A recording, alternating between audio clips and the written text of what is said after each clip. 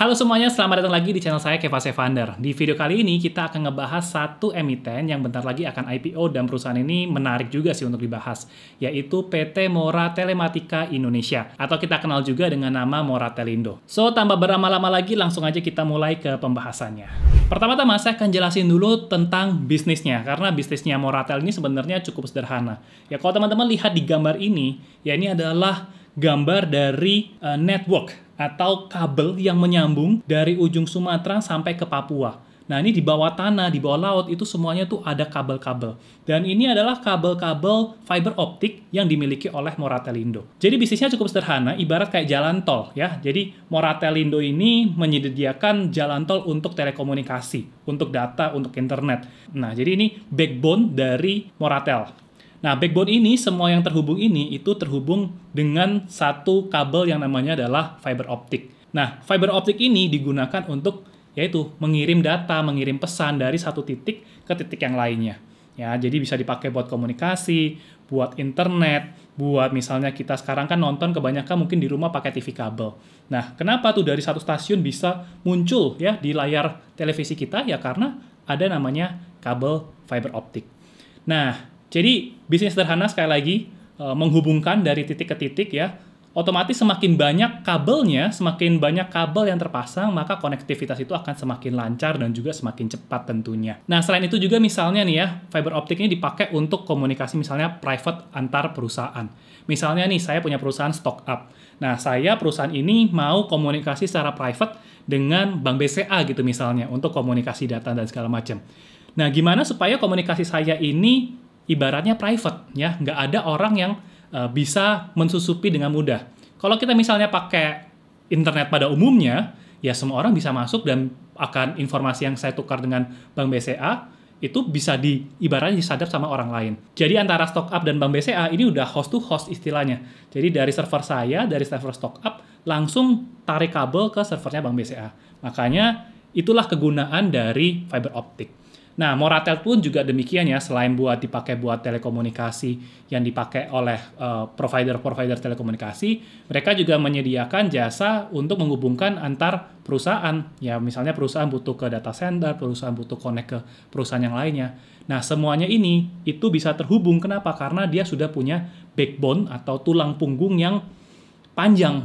Jadi tinggal tarik-tarik kabel dari satu kabel dari satu titik ke yaitu mau ke rumah, ke perusahaan, dan segala macam. Ya. Jadi bisnisnya sekali lagi sederhana, cuma jualan jalan tol untuk komunikasi data. Nah, sekarang kita lihat pertama-tama ke bagian pendapatannya terlebih dahulu. Nah, kalau kita lihat di sini, terlihat pendapatannya memang secara jangka panjang kelihatannya naik. Tapi kenapa di tahun 2018 sampai 2021 ini terlihat seperti banyak fluktuatifnya? Nah, pertama kita akan lihat terlebih dahulu siapa aja sih kliennya Moratel. Nah, kalau teman-teman lihat ke breakdown laporan keuangan, itu nggak ada klien-kliennya. Jadi, data ini tuh saya dapatnya dari jabaran di prospektusnya. Nah, kalau kita melihat, sebagian besar, ya sepertiga, 34%, itu datang dari Bakti. Bakti ini adalah Badan Aksesibilitas Telekomunikasi dan Informasi. Ini punyanya Kementerian Komunikasi di Indonesia, ya. Jadi ini punyanya pemerintah. Dan kemudian ada provider-provider telekomunikasi. Paling besar memang Smartfren, kedua ada Tri. Nah, Tri ini kan tahun 2021 ya datanya teman-teman. Tri ini kan di 2022 udah merger tuh sama Indosat. Nah, kalau saya baca di prospektusnya Moratel, ketika ada perusahaan telekomunikasi ini merger, maka itu sebenarnya merugikan buat Moratel. Kenapa? Karena kemungkinan besar, kayaknya sih ya, berdasarkan pengamatan saya, mungkin Indosat itu bukan kliennya Moratel. Ya, mungkin Indosat itu kayaknya punya jaringan fiber optiknya sendiri, udah punya. Saya belum cross-check lagi, tapi mungkin kalau teman-teman yang tahu, ya please let me know, kasih aja di komentar.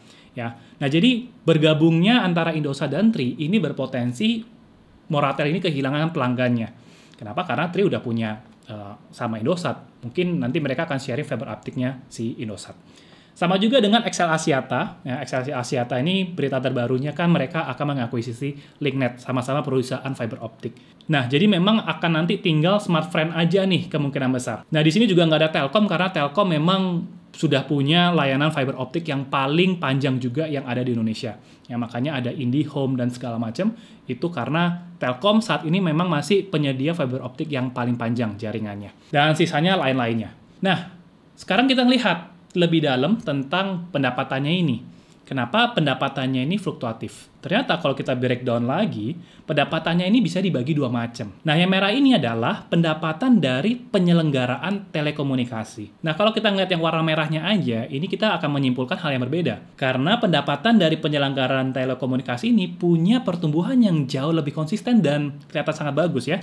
Bahkan di sini, kalau kita hitung CAGR-nya selama 5 tahun, itu ada di CAGR 30%. Jadi ini suatu pertumbuhan pendapatan yang sangat bagus, stabil gitu ya, dan terus bertumbuh. Dan pertumbuhannya pun juga tinggi. Nah, yang warna biru itu adalah bagian dari pendapatan yang tidak berhubungan dengan telekomunikasi. Ya, jadi pendapatan yang tidak berhubungan dengan penyelenggaraan telekomunikasi bisa kita simpulkan nilainya berfluktuatif. Pada tahun 2018 terlihat sangat mendominasi, sangat besar, tapi tahun 2021 kemarin sudah kurang dari 50%. Nah, sekarang kita akan coba lihat lebih dalam tentang segmen penyelenggaraan telekomunikasi ini, pendapatannya itu apa aja. Nah, kalau kita breakdown, maka ada 4 bagian yang menyumbang kegiatan dari penyelenggaraan telekomunikasi. Pertama, pendapatan yang berhubungan dengan jaringan yang ada di domestik atau di Indonesia.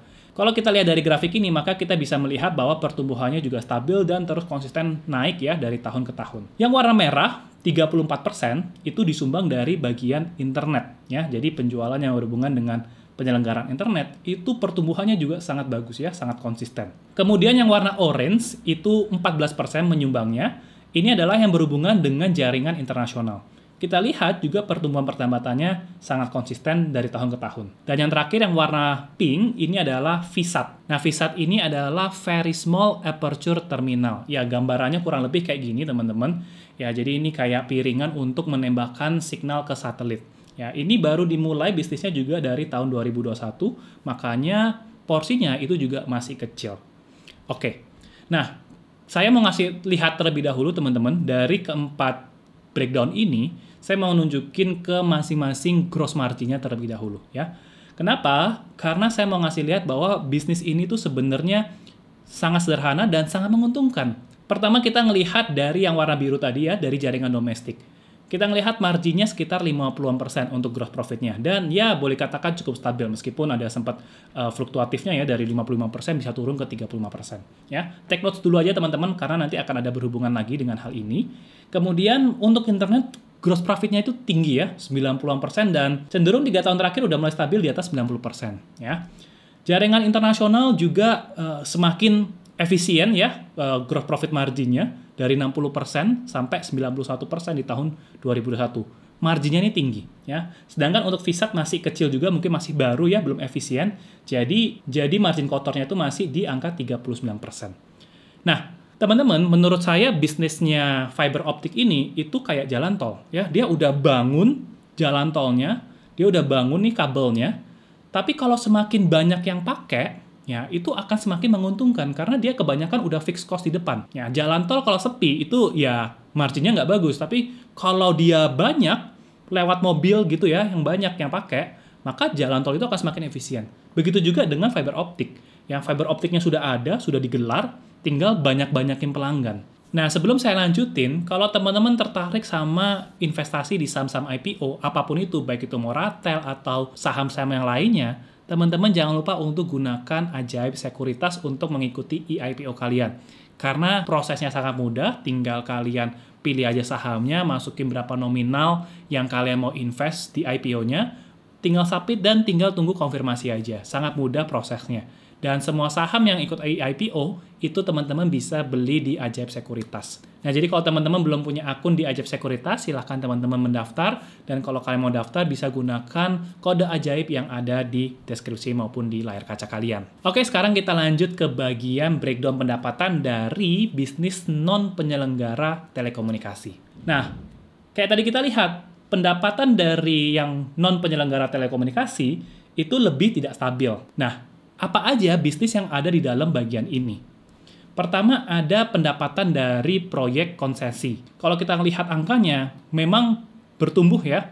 Dari tahun 2017 mulai ada sampai tahun 2020-2021 ini. Berikutnya, bagian kedua adalah pendapatan konstruksi dari konsesi jasa. Apa itu konsesi jasa? Tahan dulu, nanti akan saya bahas. Nah, intinya dari grafik ini, pendapatan konstruksinya ini ya ada dan tiada. Ya, kalau ada tinggi, kalau nggak ada ya nol. Oke, bagian yang ketiga adalah data center. Ya, kalau kita melihat bagian data center ini memang ada pertumbuhan yang bagus ya dari tahun 2017 sampai tahun 2021 konsisten naik. Tapi memang porsinya ini atau angkanya masih kecil. Dan bagian yang keempat ini lain-lainnya cukup berfluktuatif ya meskipun dari tahun 2017 sampai 2021 ini terlihat ada kenaikan juga. Nah, dari bagian ini kita mau mensoroti yang bagian proyek konsensi karena ini adalah nilai yang paling tinggi.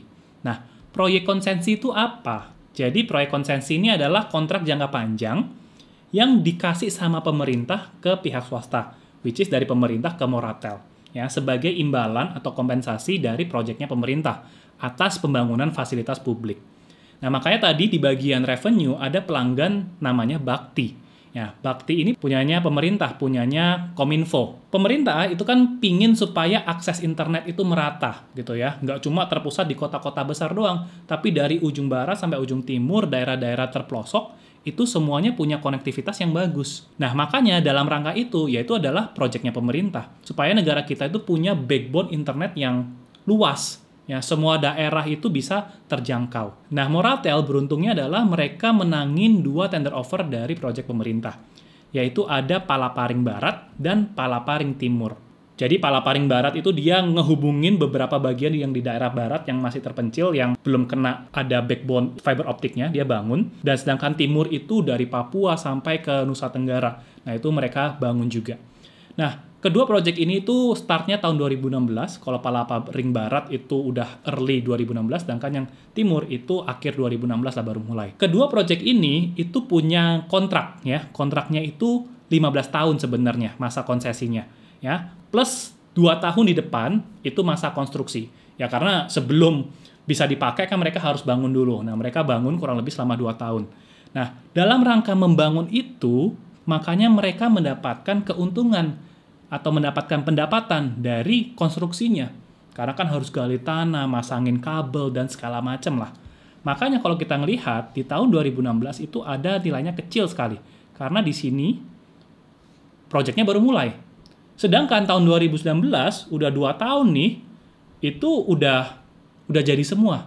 Ya, makanya tahun 2020 sampai 2021 ini udah nggak ada pendapatan konstruksi lagi. Nah, jadi pendapatan konstruksi kemungkinan besar sampai seterusnya ya sudah tidak ada lagi. Jadi ya sekarang tinggal jalanin aja fiber optik yang memang sudah ada. Nah, sedangkan pendapatan yang proyek konsensi ini, yang dari Palaparing Barat dan Palaparing Timur, ini yang masa berlakunya 15 tahun. Dengan nilai kontrak kurang lebih untuk Palaparing Barat itu 3,4 triliun, dan Palaparing Timur itu nilai kontraknya 14 triliun. Kalau dua ini digabung, maka nilai kontraknya itu kurang lebih 17,4 triliun. Ya, ini digabung nih ya.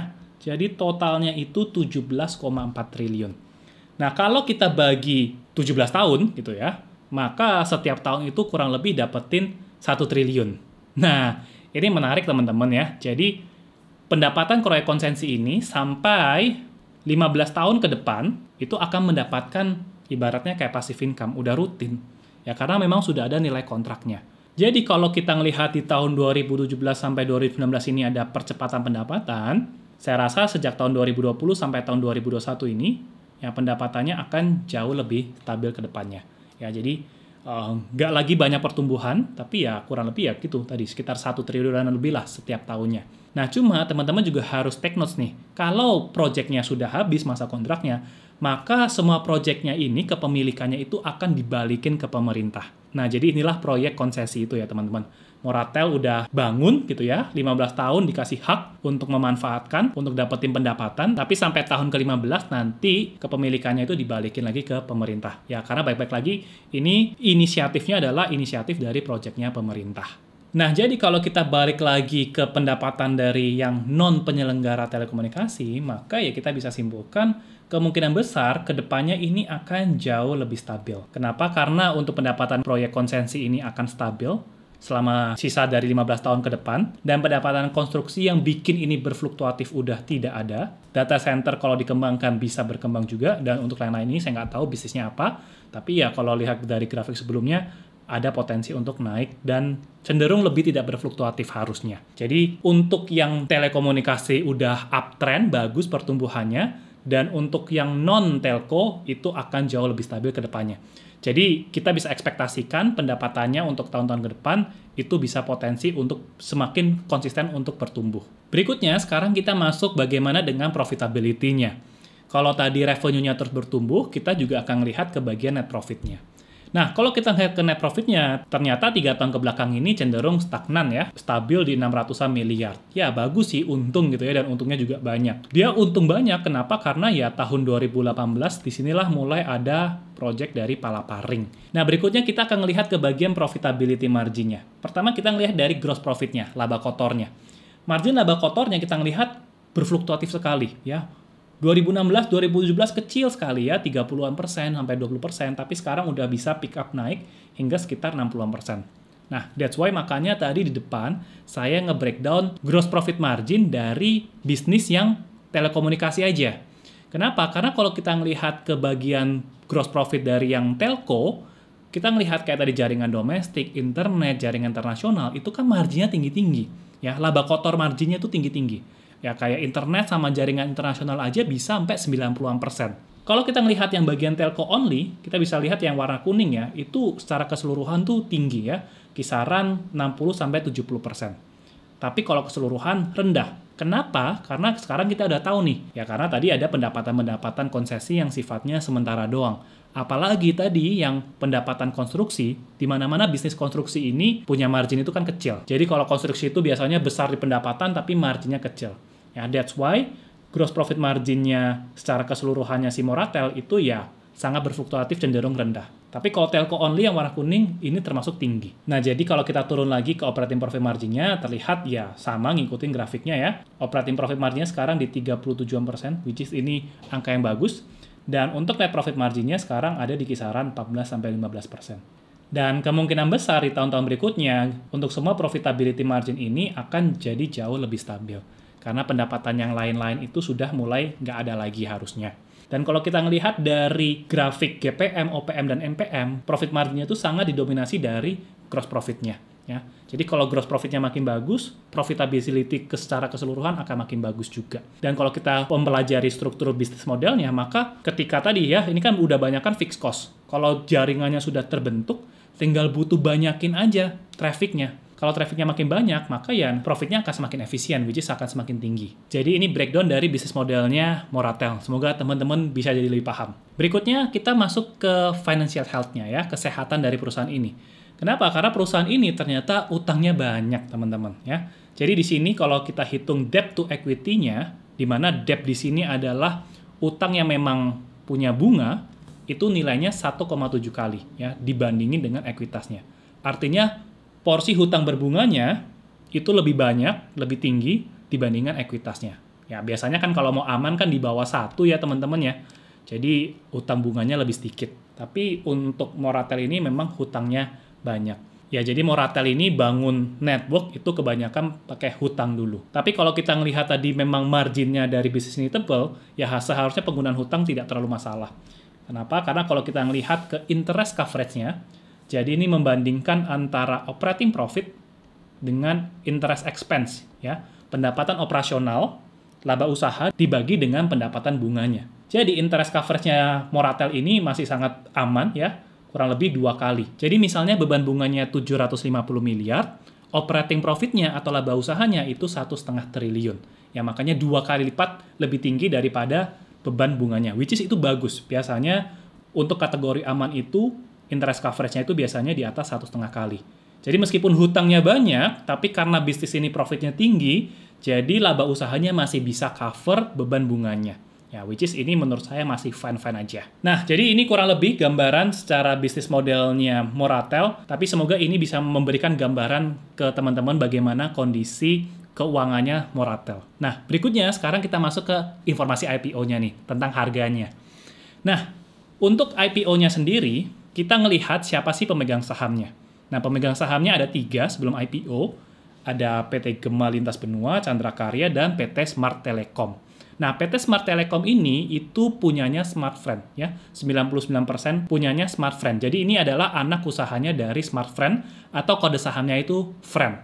Nah, nanti mereka akan IPO itu melepas saham ke masyarakat sebesar 11%. Ya, angkanya ini sebenarnya relatif kecil. Apakah IPO-nya valuasinya mahal, murah? Kita lihat.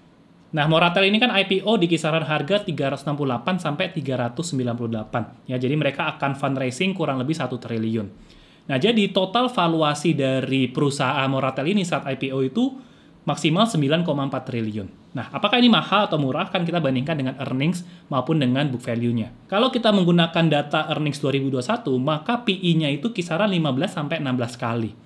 Menurut saya, dengan growth di atas 15%, PE 15-16 kali ini masih tergolong wajar. Dan kalau kita melihat ke book value-nya juga kurang lebih 2 kali. Kayaknya sih masih nggak terlalu mahal, menurut saya. Ya. Jadi, dibilang mahal enggak, dibilang murah juga enggak. Menurut saya cukup wajar. Nah, tapi kita bisa melihat patokan wajarnya selain judgement saya, kan kita bisa melihat ke perusahaan sejenis. Ya, misalnya kita melihat ke Link, ya, LINK. Karena kebetulan Link ini kan sudah ada beritanya akan diakuisisi sama XL Axiata, ya, EXCL. Akuisisi Link itu di harga 4.800. Dan kalau di harga 4.800, maka PE XL akuisisi Link itu di kisaran 15 kali dan PB-nya 2,6 kali. Ya, jadi kurang lebih memang ini valuasi yang menurut saya untuk Moratel cukup wajar. Ya, nggak mahal, nggak murah, ya wajar lah. Tapi kita bisa bandingkan juga gimana kinerja Link sama Moratel. Kalau kita bandingkan dari gross profit margin, net profit margin, ROA, ROE, sebenarnya Link ini masih lebih bagus. Ya, dari semua 4 aspek rasio ini, Link ini punya profitability yang lebih bagus dari Moratel. Jadi ya seharusnya sih kalau wajarnya Link di PE 15 kali, alangkah akan lebih bagus ya, alangkah akan lebih menarik kalau PE-nya Moratel ini bisa dijual di bawah 15 kali. Ya karena Link aja lebih bagus. Biasanya lebih bagus harusnya divaluasi lebih mahal. Nah, selain itu ada hal yang menarik juga teman-teman. Sebelum tahun 2021 ya, Smart Telecom ini bukan bagian dari Moratel. Ya, jadi Smart Telecom, Smart Friend itu baru masuk di Moratel itu di tahun 2021. Sebelumnya hanya 2 perusahaan ini aja yang mengendalikan Moratel. Nah, kita lihat nih, waktu Smart Friend melalui Smart Telecom ini masuk di Moratel, mereka beli di harga berapa? Nah, kalau kita lihat, ya saya rangkumkan buat teman-teman, Smart Friend ini masuk ke Moratel itu lewat 2 skema ya. Ada private placement, jadi setor modal dulu. Kemudian setelah setor modal, right issue ya, setor modal lagi tapi pemegang saham lama bisa ikut nebus juga. Nah, kurang lebih secara keseluruhan total uang yang dikeluarkan Smart Friend itu 658 miliar. Nah, 658 miliar ini kan digunakan untuk menguasai 20,51% sahamnya Mora. Artinya, Smart Friend itu beli Mora divaluasi kisaran 3,2 triliun. Ya, jadi 658 tinggal kali 5 aja. Sekitar kali 5 ya. Karena ini kan 658 kan untuk 20% ya. Jadi untuk 100% kan kurang lebih dikali 5 ya. Jadi valuasi keseluruhan itu kurang lebih 3,2 triliun. Nah, sekarang valuasinya nggak nyampe 1 tahun, naik 2 kali lipat nih, bahkan lebih ya, jadi 9,4 triliun, hampir naik 3 kali lipat. Ya, jadi dengan benchmark ini, terlihat IPO-nya Mora ini jadi agak mahal. Tapi bagus untuk Smart Friend. Kenapa? Karena Smart Friend masuknya berarti dengan valuasi yang jauh lebih masuk akal. Ya, berarti kurang lebih mungkin PE-nya waktu Smart Friend beli Moratel itu PE di bawah 10. Ya, atau PB di bawah 1,5 kali harusnya. Jadi sekali lagi menurut saya harga IPO-nya tidak murah ya, tapi hal ini bagus untuk Smart Friend. Nah, jadi ini informasi tentang IPO-nya. Sekarang ada beberapa kesimpulan terakhir yang mau saya sampaikan sekali lagi ya. Jadi kesimpulannya menurut saya bisnisnya Moratel ini secara bisnis model simple gitu ya. Dan marginnya pun juga bagus. Jadi model bisnisnya menarik. Prospek bisnisnya juga sangat bagus ya, karena telekomunikasi ini sangat dibutuhkan.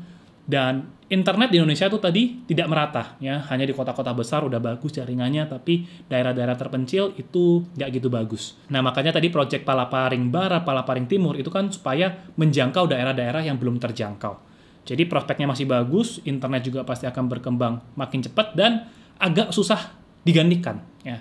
Karena bisnis fiber optik ini seluruh dunia juga pakai ya. Bahkan kabel kita dari Indonesia itu bisa nyambung sampai Amerika lewat kabel di bawah laut.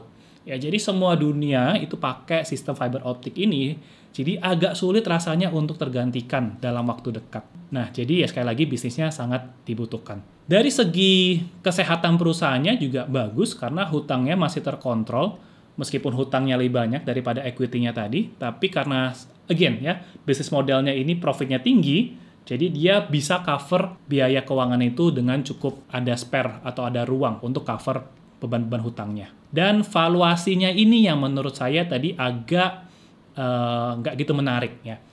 Kelihatannya tidak terlalu overvalue, tapi kalau kita ngelihat dibandingkan dengan Link, terus kita ngelihat harga pembeliannya Smartfren, maka untuk sekarang valuasinya menurut saya nggak gitu murah, ya nggak gitu menarik. Nah, itu sekilas kesimpulan tentang bisnisnya Moratel. Nah, ada satu poin lagi yang mau saya sampaikan di bagian akhir ini, teman-teman. Ini hal yang sebenarnya menjadi menarik gitu ya, menarik untuk kita bahas. Kenapa? Karena ada rumor ya di market, ya teman-teman berita ini udah banyak lah. Ada rencana Smartfren itu mau mengkonsolidasikan Moratel ke dalam Smartfren. Artinya saat ini kan Fren cuma punya 20%. Jadi kalau mau mengkonsolidasikan Moratel, itu Fren itu harus mengakuisisi Moratel kepemilikannya hingga di atas 51%, supaya jadi pemegang saham pengendali. Nah, ini rumor yang beredar di berita, di pasar ya. Sekali lagi ini hanya rumor, belum pasti. Tapi setidaknya ada beberapa evidence lah teman-teman ya. Pertama, kita ngelihat Moratel ini ngelepasnya hanya 11%. Biasa yang ngelepas-ngelepas dikit ini ada something gitu ya. Karena ya yang penting lewatin syarat IPO aja deh. Jadi minim. Supaya apa? Supaya Moratel ini jadi perusahaan publik, ya, perusahaan yang udah IPO, TBK. Nah, kenapa? Karena ketika perusahaan itu menjadi TBK dan ada akuisisi yang terjadi, maka tax yang harus dibayarkan sama pemegang saham lama itu jauh lebih murah. Kurang lebih nih, misalnya ada perusahaan tertutup di akuisisi, itu para pemegang saham yang lamanya harus bayar pajak 35% dari capital gain. Sedangkan kalau udah jadi perusahaan publik, ya kurang-kurang lebih cuma 0,5-0,6%-an aja. Nah, ini kan jauh banget ya. Jadi memang IPO itu kan salah satu hal yang strategis di mata perusahaan. Ya, kalau memang ada mau dibeli dan segala macam, ya mungkin lebih enak di-go-publikin dulu, baru nanti diakuisisi. Ya, hal ini bukan hal baru, teman-teman. Kalau teman-teman perhatikan ini, teman-teman bisa lihat dalam study case-nya misalnya perusahaan keju. Ya, keju diakuisisi oleh Good, Garuda Food. Kemudian ada RSGK diakuisisi oleh Same setelah ya keju IPO, RSGK IPO, itu baru diakuisisi. Kenapa? Karena sekali lagi kemungkinan besar untuk tax benefit bagi pemegang saham yang lama. Selain alasan tax benefit ini, saya menilai juga perusahaan-perusahaan telekomunikasi ini memang lagi larinya ke kombinasi bisnis yang sangat menyeluruh, di mana setiap provider komunikasi, kayak Telkom punya IndiHome, ya XL udah punya Link, ya Indosat dan Tri. Saya belum riset lebih dalam, tapi mereka juga sudah punya jaringan fiber optik. Dan sekarang Smartfren lagi ke arah sana juga, ya. Mereka kembangin internetnya, mereka kembangin ke TV kabel, ke channel hiburan, dan segala macam. Jadi ini udah satu kombinasi bisnis di mana semua pemain-pemain telco ini lagi larinya ke situ. Nah, jadi kemungkinan besar banyak sinergi yang bisa dimanfaatkan dari akuisisinya Smartfren ke Moratel. Ya, karena di situ akan terjadi sinergi yang sangat besar yang untuk dieksploitasi secara bisnisnya. Nah, itu yang membuat kemungkinan besar memang rencana konsolidasi ini atau akuisisi ini itu sangat besar sekali kemungkinannya terjadi. Tapi sekali lagi ini masih rumor ya teman-teman, ya bisa benar, bisa tidak benar. Nah, kalau misalnya benar, maka perpindahan pemegang saham pengendali ya terjadinya setelah Mora go public. Tadi Smartfren baru 20% gitu ya. Berarti Smartfren harus nambah 51% setelah Moratel ini go public. Nah, kalau perpindahan pemegang saham pengendali ini terjadi setelah go public, maka akan ada yang namanya tender offer. Ya, jadi harga Mora itu seharusnya nggak terlalu tinggi. Kenapa? Karena kalau terlalu tinggi, nanti mereka tender offer-nya akan kemahalan buat Fren. Kan sayang, ya. Kalau Fren tadi belinya udah murah, nanti mau menguasai 50%, belinya kemahalan. Jadi sayang. Padahal harga Fren akuisisi Moratel itu harganya bagus, murah. Tapi kalau harganya terlalu tinggi, ya nanti tender offer-nya di kemahalan. Makanya kalau teman-teman lihat kasusnya kayak RSGK, Keju yang tadi saya sebutin, setelah IPO harganya cenderung cenderung agak bearish atau agak turun. Ya, kenapa? Karena kelihatannya ada yang punya kepentingan. Nah, jadi itu ya, kalau rumornya benar. Ya. Kalau rumornya nggak benar, ya saya nggak tahu dengan harga sahamnya Mora gitu ya. Mau dia naik atau turun akan tetap jadi entitas asosiasinya Friend. Which is, Friend cuma punya 20%. Tapi, ya kalau nggak benar pun, ini juga menguntungkan buat Smart Friend. Ya, karena kita ngelihat ya, Moratel itu keuntungannya kan tadi 600-an miliar tahun 2021. Ya. Jatah laba buat Smart Friend itu 115 miliar di tahun 2021. Ini kan investmentnya bagus ya.